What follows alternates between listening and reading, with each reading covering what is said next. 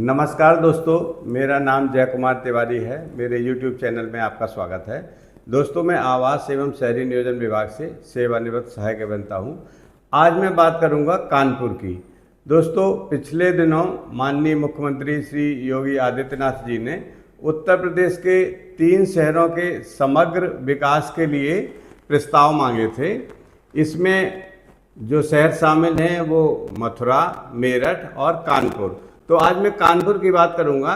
कानपुर के लिए माननीय मुख्यमंत्री जी ने 50,000 करोड़ रुपए के प्रस्ताव मांगे थे, जिसमें कानपुर विकास प्राधिकरण के द्वारा कई प्रस्ताव प्रस्तुत किए गए हैं।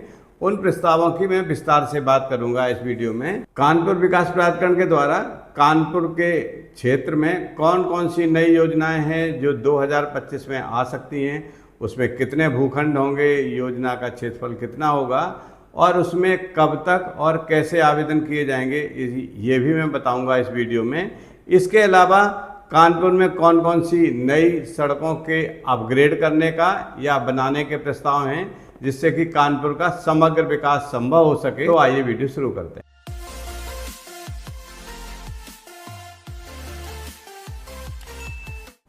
दोस्तों, अभी कुछ दिन पहले ही कानपुर विकास प्राधिकरण की 143वीं बोर्ड बैठक हुई थी। उस बोर्ड बैठक में कानपुर ने जो हमारी न्यू कानपुर सिटी योजना है, इसके प्रस्ताव को अंतिम मंजूरी दे दी है। इसके अलावा कानपुर नगर के दक्षिणी क्षेत्र में भी 2 योजनाएं आने वाली हैं।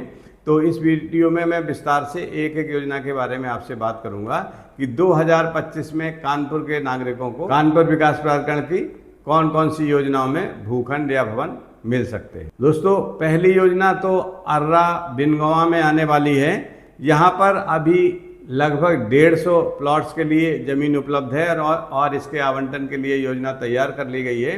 लेकिन कानपुर विकास प्राधिकरण के अधिकारियों ने बाकी ज़मीन को भी चिन्हित करके कुल 500 भूखंड 500 प्लॉट्स के लिए यहाँ योजना निकालने की तैयारी करने के निर्देश दिए हैं।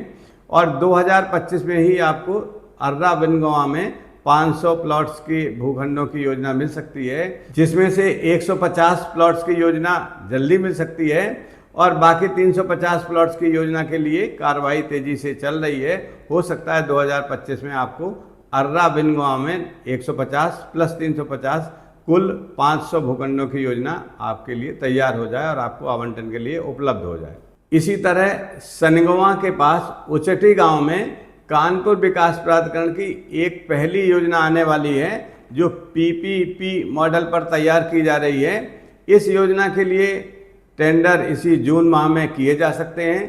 टेंडर में जो एजेंसी नियुक्त की जाएगी, जिनका चयन होगा, वो एजेंसी ही यहाँ पर भूमि के अधिग्रहण से लेके योजना को विकसित करने का संपूर्ण काम करेगी। सनगवा के पास विकसित की जाने वाली इस उचटी योजना के अंतर्गत 500 भूखंड विकसित किए जाने का प्रस्ताव है। आशा है ये 500 भूखंडों की उचटी योजना भी आम लोगों के लिए आवंटन के लिए 2025 में ही उपलब्ध हो सकती है। अब बात करते हैं तीसरी योजना, जो काफ़ी महत्वाकांक्षी योजना है और काफ़ी दिनों से लंबित चल रही थी, लेकिन अब पिछले बोर्ड बैठक में इस योजना को लॉन्च करने की तैयारी कानपुर विकास प्राधिकरण ने कर ली है।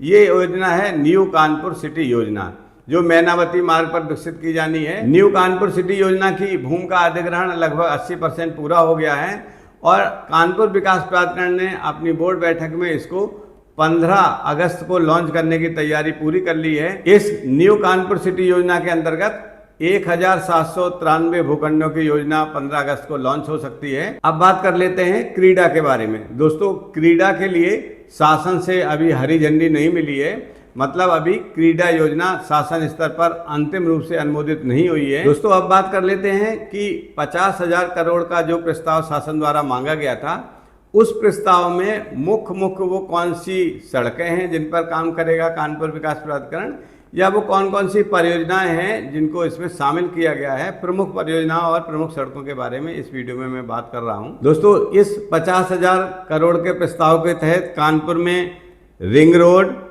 न्यू जनरेशन इंडस्ट्री मॉडल और आईआईटी कानपुर के पास नॉलेज सिटी बनाए जाने का प्रस्ताव शामिल है। इसके अलावा कानपुर विकास प्राधिकरण के मास्टर प्लान के अनुसार जो रेडियल रोड्स हैं उनको बनाए जाने का प्रस्ताव है और सीएम ग्रिड से बनने वाली जो सड़कें हैं उनका प्रस्ताव भी शामिल किया गया है और कई ऐसी सड़कें हैं जिनको 2 लेन से 4 लेन में परिवर्तित करने का प्रस्ताव है, वो भी इस 50,000 करोड़ की योजना में शामिल है। उसका प्रस्ताव भी उनको भी विकसित किया जाएगा। वीडियो में बने रहिए। इसी वीडियो में मैं अभी आगे बताऊंगा कि वो कौन कौन सी सड़कें हैं जिसको इस योजना में शामिल किया गया है, उनकी लंबाई कितनी है, उनकी लागत कितनी है और क्या क्या काम उन सड़कों पर किया जाएगा। दोस्तों, इसके अलावा इस प्रस्ताव में जो गंगा रिवर फ्रंट है उसको विकसित करने का भी प्रस्ताव शामिल है।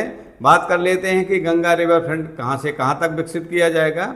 दोस्तों, बहुत जल्द ही जाजमऊ से लेकर गंगा बैराज तक गंगा रिवर फ्रंट का निर्माण किया जा सकता है। इसके लिए 10,000 करोड़ रुपए का बजट में प्रस्ताव किया गया है। इस रिवर फ्रंट की कुल लंबाई 11.5 11.5 किलोमीटर होगी। पटना की तर्ज पर इसे बनाया जाएगा। कुछ माह पहले ही कानपुर के कई अफसरों ने पटना स्थित रिवर फ्रंट को जाकर देखा था और जो चुनौतियां वहां पर आई थी उनके संभावित हल को ढूंढा था और उसी आधार पर जाजमऊ से लेके गंगा बैराज तक ये गंगा रिवर फ्रंट का विकास किया जाना इस योजना में प्रस्तावित है। अब रोड्स की बात कर लेते हैं। कई 100 करोड़ से बनेंगे कई एलिवेटेड और कनेक्टिंग रोड। अब आप अपने स्क्रीन पर देखिए, मैं उन रोड्स को एक्सप्लेन करने वाला हूं जो रोड्स इस प्रस्ताव में शामिल की गई हैं। दोस्तों, इसमें भौंती से मंधना तक कुल 8.9 किलोमीटर की सड़क 400 करोड़ रुपए में बनेगी, इसका प्रस्ताव रखा गया है। आगरा एनएच से लेकर झांसी एनएच तक 100 करोड़ रुपए से 5 किलोमीटर लंबी सड़क बनाई जाएगी, इसका प्रस्ताव भी शामिल किया गया है। नरौना चौराहे से लेकर किदवई नगर तक एलिवेटेड सड़क 750 करोड़ रुपए से बनेगी, ये प्रस्ताव भी इसमें शामिल है। और मर्चेंट चेंबर से लेकर फूलबाग तक फ्लाईओवर रोड 300 करोड़ रुपए से बनाए जाने का प्रस्ताव भी इसमें शामिल है। अर्रा से बिनगवा तक 8 किलोमीटर सड़क का चौड़ीकरण 55 करोड़ रुपए से होगा। भौंती से लेकर अरमापुर कालपी रोड तक 6 किलोमीटर लंबी सड़क का चौड़ीकरण 31 करोड़ रुपए से होने का प्रस्ताव भी इसमें शामिल है। इसके अलावा मैनावती मार्ग से लेकर बैराज रोड तक 800 मीटर की 2 सड़क 40 करोड़ रुपए से बनेगी। इन सारी सड़कों के उच्चीकरण और निर्माण के प्रस्ताव शामिल किए गए हैं। उत्तर प्रदेश सरकार कानपुर के खोए हुए औद्योगिक स्वरूप को फिर से वापस लाने की तैयारी कर रही है। इसके लिए कानपुर के रिंग रोड के अलावा और भी कई योजनाएं निकट भविष्य में कानपुर के समग्र विकास के लिए आ सकती हैं। अभी हाल ही में एनसीआरटीसी के द्वारा दिए गए प्रस्ताव के अंतर्गत कानपुर से लखनऊ के बीच में रैपिड रेल चलाए जाने का प्रस्ताव भी शासन से स्वीकार हो गया है और इस पर कार्रवाई शुरू हो गई है। एलडीए द्वारा इसका एनओसी जारी कर दिया गया है। कानपुर लखनऊ के बीच रैपिड रेल चलने से निकट भविष्य में कानपुर से लखनऊ जो दैनिक यात्री यात्रा करते हैं उनको केवल 40 मिनट ही लगेंगे कानपुर से लखनऊ पहुंचने में और उनकी रास्ता काफ़ी आसान और समय की बचत हो सकती है। इसके अलावा कानपुर लखनऊ के बीच बनने वाला जो एक्सप्रेस वे है वो भी बनकर तैयार है।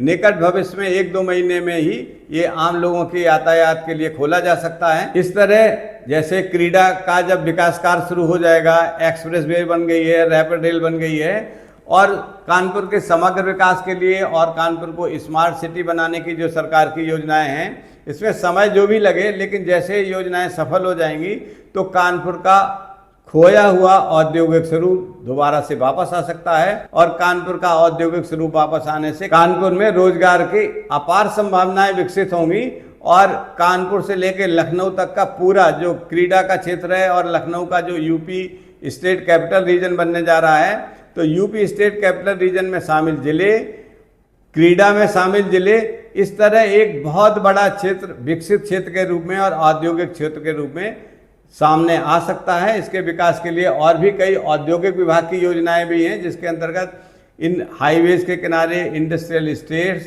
और औद्योगिक गलियारे बनाए जाने का प्रस्ताव शासन स्तर पर स्वीकृत होने की प्रक्रिया में है।